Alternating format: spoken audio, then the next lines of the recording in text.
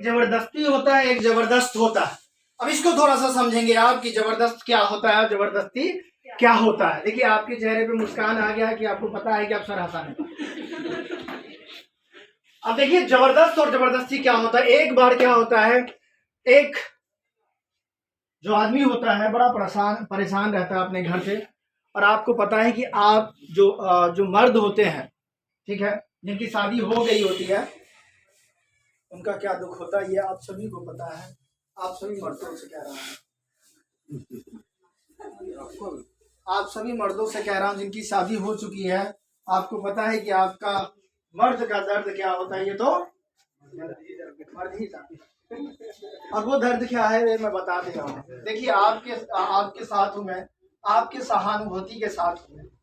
अब वो ये क्या है, वो ये है कि आपकी बीवी से आपकी नहीं बनती, लड़ाई होती रहती, अमूमन सबके घर में होती है कि नहीं होती है? एक बार यस बोलिए ना। यस होती है। अब उन्होंने क्या किया, मैंने शादी नहीं किया है तो मैं अभी से बाहर। अब आगे बात, अब वो बहुत परेशान था, भाई साहब परेशान आत्मा था वो। तो एक बार वो ड्यूटी जा रहे थे, लेकिन भाग उनका चमका। क्या हुआ? उनका भाग चमक गया। एक बाबा जी वो मतलब बैठे हुए थे, और उन्होंने अपने बोर्ड पे लिखा हुआ था कि जो भी अपने धर्म पत्नी से परेशान है तो यहाँ पे 100% सॉल्यूशन है।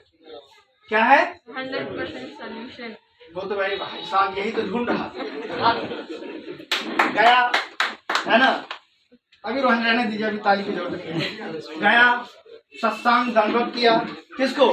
बाबा को। बाबा बहुत परेशान हूं मैं। बोला बोले बोलो बस क्या है? तो बाबा मेरी ना पत्नी से पटती नहीं है, हमेशा लड़ाई होता है, घर में शांति नहीं है। घर में शांति नहीं है, बिल्कुल नहीं है। तो बाबा कोई उपाय बताओ। तो बाबा ने कहा कि चलो बस मैं तुमको एक उपाय देता हूं, आज से जब भी बीवी कुछ भी काम करे तो तुम क्या करना, बड़ाई कर देना। क्या कर देना? बड़ाई मतलब तारीफ कर देना। क्या कर देना? तारीफ। अब बेचारा बोला चलो ठीक है, सॉल्यूशन लग रहा है, यही नहीं कर रहे थे तो घर में कल। अब उन्होंने क्या किया, जब वो ऑफिस से दोबारा आता है तो गया काम पे बंदा, फिर वो ऑफिस बात को मन बना लिया कि आज तो तारीफ करनी है सब। क्या करनी है? तारीफ करनी है जब। तो तब तक क्या थी, जो उनकी बीवी थी वो घर पे थी, और मेहंदी नहीं लगा रहे थे ना, तो मेहंदी लगा रखी थी। और उसके बाद क्या है कि खाना जो है ना वो अपने बेटी को बोलती है परोसने के लिए, और पति बैठता है खाना खाने के लिए, और मुस्कुराते हुए वो बोलता है, क्या बोलता है पता है आपको? क्या बात है भाग्यवान, आज जो खाना बनाया लाजवाब है, इसका तो कोई जवाब ही नहीं। तब तक उधर से बेलन लेके आते, 2-4 बेलन लगाते। तो भाई साहब मैंने तो बड़ाई की। वो बोलती है जब मैं खाना बनाती हूँ तो तूने कभी भी बड़ाई नहीं किया, आज मैंने होटल से मंगवाया था, तूने कैसे बड़ाई किया?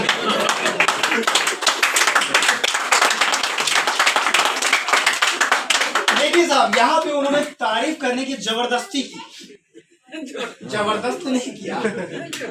अगर आप लोगों को मैं कहना चाहूंगा, अगर आप चाहते हैं कि मतलब ताली बजाएं तो जबरदस्त बजाएं, जबरदस्ती ना बजाएं, क्योंकि ऊपर वाला का बेलन आप पे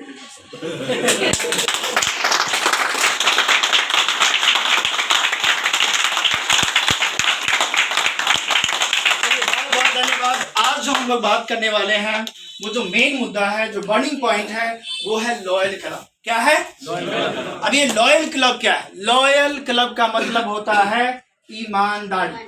अगर आपका ईमानदारी आरसीएम बिजनेस के प्रति है, अगर आप ईमानदार हैं आरसीएम बिजनेस के प्रति, तो इस बिजनेस में आप रॉयल्टी टेक्निकल जैसे मुकाम को हासिल कर सकते हैं, पा सकते हैं।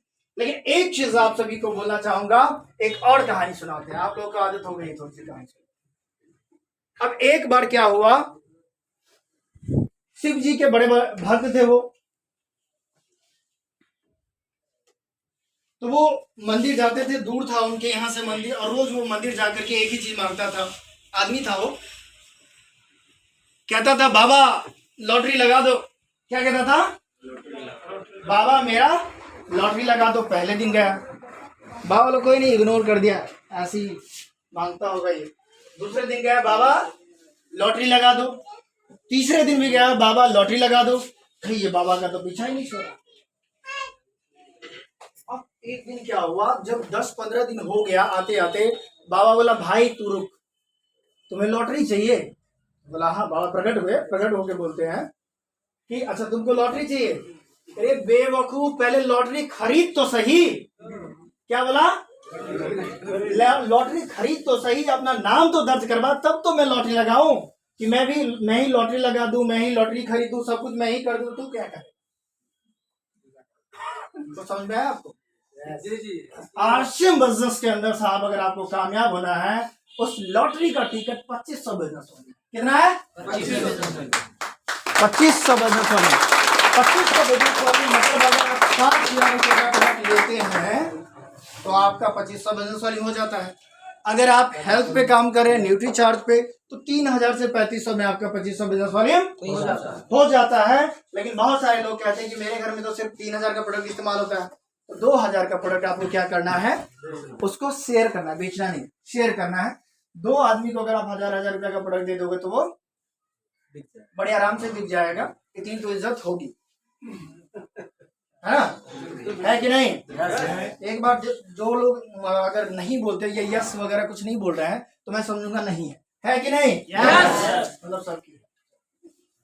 अब अगली बात जो आता है, अगर आपको आरसीएम बिजनेस में कामयाब होना है तो मीटिंग बहुत ज्यादा जरूरी है साहब। क्या जरूरी है? मीटिंग। आपको लगता है यार ये एक आता है एक बंदा, है ना, मेरे से पतले दुबले से खड़ा होता है, डोलता रहता है, वही कह के जाता है, क्या ये आपके मन में आता है? साहब मुझे बताइए, जितने भी यहाँ पे शादीशुदा चाहे मर्द हैं या फिर औरतें हैं, आप सभी के शादी होने से पहले मीटिंग हुआ था कि नहीं? एक बार मीटिंग में हो गया? कुछ 2-3 बार होता है मीटिंग। 2-3 बार मीटिंग होता है, एक बार नहीं। अरे साहब बताइए, हुआ था मीटिंग की नहीं हुआ था? यस में जवाब देंगे एक बार जोर से। नहीं हुआ था? अरे साहब शादी होने के लिए मीटिंग्स की जरूरत होती है। यहाँ पे काफी मीटिंग होती है। आपको कामयाब होना, लाखों करोड़ रुपए आएंगे। एक बार माला पहनने के लिए और पहनाने के लिए कई बार मीटिंग करना पड़ता है। यहाँ तो जिंदगी भर माला पहनोगे साहब, लेकिन नहीं करना पड़ेगा।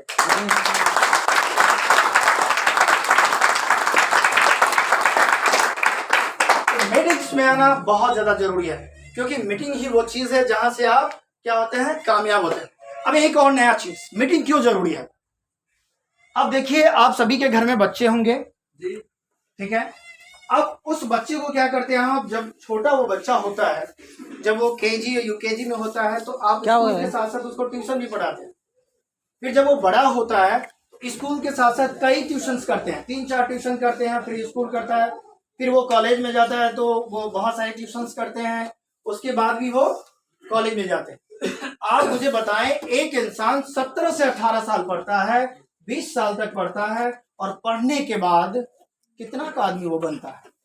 10 या 20,000 का स्टार्टिंग 15 बस 15,000 से स्टार्टिंग होता है, 20,000 से स्टार्टिंग होता है। यही होता है ना? 15,000 20,000 कमाने के लिए उन्होंने कितना ट्यूशंस किया, कितना स्कूल किया, एकदम घिस घिस के। कहीं मेरे साथी तो इसके जो ये उंगली है ना, वहां पे थोड़ा सा वो छेद हो गया था, ये रहा उंगली, मतलब पेन पकड़ते हुए। सच्चाई बता रहा हूँ मैं आपको। इतना पढ़ने के बाद भी वो 15-20 साल का इंसान बन पाता है साहब। यहाँ तो आप लाखों रुपए कमाओगे। आपको मीटिंग्स में नहीं आना चाहिए? समझ में आया तो जोर से।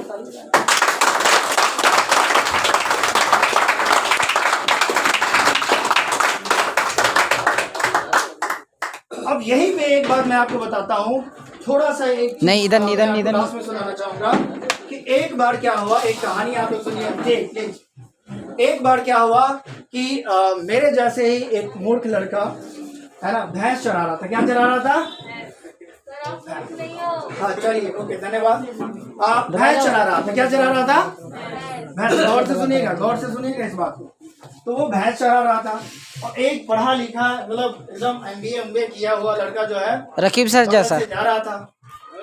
अब हुआ क्या, ये समझिए थोड़ा सा। अब वो गांव का रहने वाला लड़का था, गांव में मतलब भैंस चरा रहा था वो, और घास भी साथ साथ काट रहा था। घास जानते, घास उसको काट रहा था। तो वो लड़का पूछता है किससे, जो पढ़ा लिखा था उसको। वो लड़का जो है मच्छी मार रहा था, बगल में क्या कर रहा था? मच्छी मार रहा। कौन लड़का? जो लड़का पढ़ा लिखा था वो मच्छी मार रहा था, मतलब मछली मार रहा है ना। किनारे बैठ के वो आया और किनारे बैठ के वो मछली मारने लगा, और जो मूर्ख था वहीं पे घास वगैरह काट रहा था। अब हुआ क्या, ये समझिए। वो बोला ऐसे करके, जैसे गांव के लैंग्वेज में बोलते हैं ना, तो शायद आप लोगों को समझ में नहीं आया तो हिंदी में बोल। तो उन्होंने कहा, उसका नाम जो भी था, मान लेते उसका नाम फगुआ, क्या नाम? तो बोला, अरे फगुआ मछली मार रहा है? तो बोला, हाँ बिल्कुल मछली मार रहा हूँ। तो तूने तो पढ़ाई लिखाई किया है? तो बोला बिल्कुल। तो क्या क्या पढ़ा? तो बोला कि मैं पहले आंगनवाड़ी में गया। कहा? उसके बाद कहाँ गया? तो उसके बाद गांव से बाहर मिडिल स्कूल में पढ़ा, ठीक है। उसके बाद कहाँ गया? तो गांव से थोड़े से दूर, 4-5 किलोमीटर दूर मैं हाई स्कूल में गया। फिर बोला उसके बाद कहाँ गया? तो उसके बाद मैं ना दिल्ली में पढ़ा। फिर बोला उसके बाद कहाँ पढ़ा? तो बोला IIM अहमदाबाद में पढ़ा। बोला एक बात बता, सारा दुनिया का, पूरे ब्रह्मांड का नॉलेज ले करके तू मछली मार रहा है, मुझे देख, मुझे देख। मैं भैंस चराता हूँ, घास काटता हूँ, और तुमसे ज्यादा पैसा कमाता हूँ।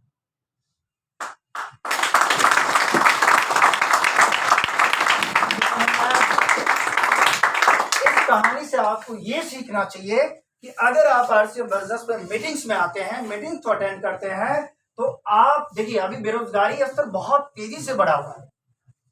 हमारे मोदी साहब कहते हैं कि अगर कोई काम नहीं मिल रहा तो पकौड़ा तलो। क्या तलो? पकौड़ा तलो। कुछ समझ में आया आपको? क्यों कह रहे हैं वो? उनको भी पता है कि कोई चारा नहीं है, भैंस का नहीं, मतलब जॉब का कोई चारा नहीं है। इसलिए बेरोजगारी स्तर बहुत तेजी से बढ़ रहा है। अगर हम लोग RCM मीटिंग्स में आते हैं, रेगुलर सीखते हैं, तो अपने लिए तो आप तो कामयाब हो गए, लेकिन इस बिजनेस का खूबसूरती ये है कि आपकी कामयाबी आपके बच्चों का भी कामयाबी होगा, उसके बच्चों का भी कामयाबी होगा, उसके बच्चों का भी कामयाबी होगा। मतलब ये कहा जाता है, बहुत बढ़िया एक वर्ड RCM में बोला जाता है, बाप करे, बोले मेरे साथ, बाप करे बेटा कमाए, पोता रहे आबाद, ठोको RCM जिंदाबाद।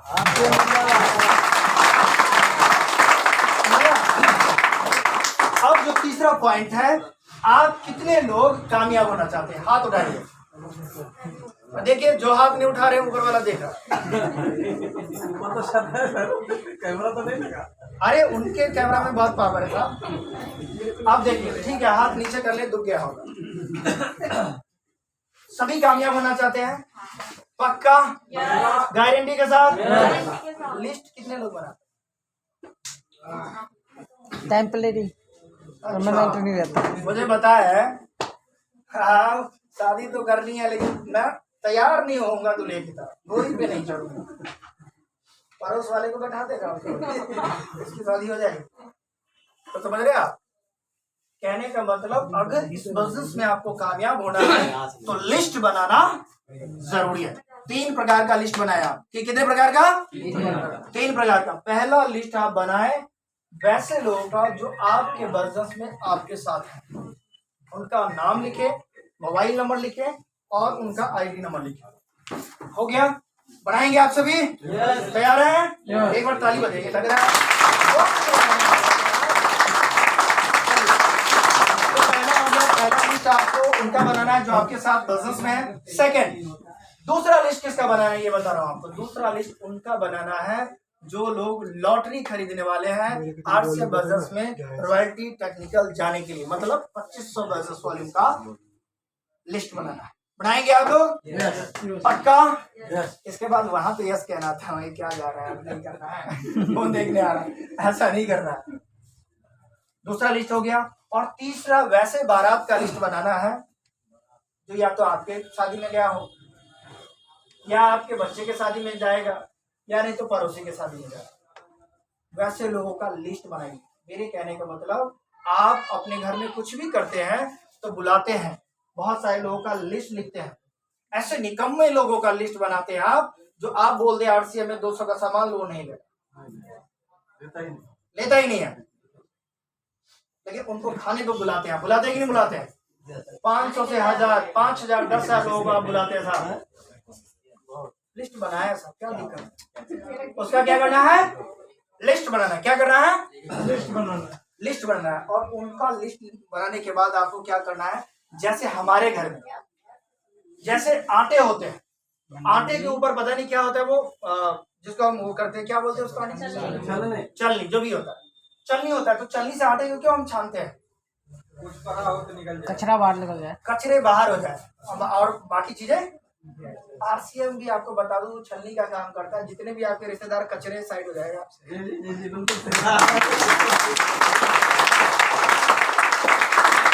अगर आपने लिस्ट बना लिया तो आपको पता चल जाएगा फलाना व्यक्ति कितना आपका है, आपको साथ देगा कि नहीं देगा। यह आपका भ्रम है। अरे साहब, आप तो वैसे लोगों के पास जाते हैं जो आपके साथ दिन रात पार्टी करता था, दिन रात आपके साथ, हर समय आपके साथ रहता था। ऐसा लगता था यार मैं उसका जिगरी यार, वो मेरा जिगरी यार। अब जैसे ही आपने आरसीएम की सुई लगाया, उसको ऐसा नानी बढ़ता है उनका, दोबारा आपको दिखेगा नहीं। दिखता है क्या? आरसीएम वो चीज है साहब। आरसीएम पे उनको भरोसा नहीं, कोई दिक्कत नहीं, आप पे तो होना चाहिए, आप पे तो होना चाहिए। अगर उनका भरोसा आप पे होगा तो वो आपके साथ, आपके लिए कम से कम आरसीएम में आ जाए। लेकिन नहीं आता हो, इसका मतलब वो अपना नहीं है। भ्रम में मत रहो साहब। चलिए, बहुत बहुत धन्यवाद। एक बार जोरदार ताली बजाएं।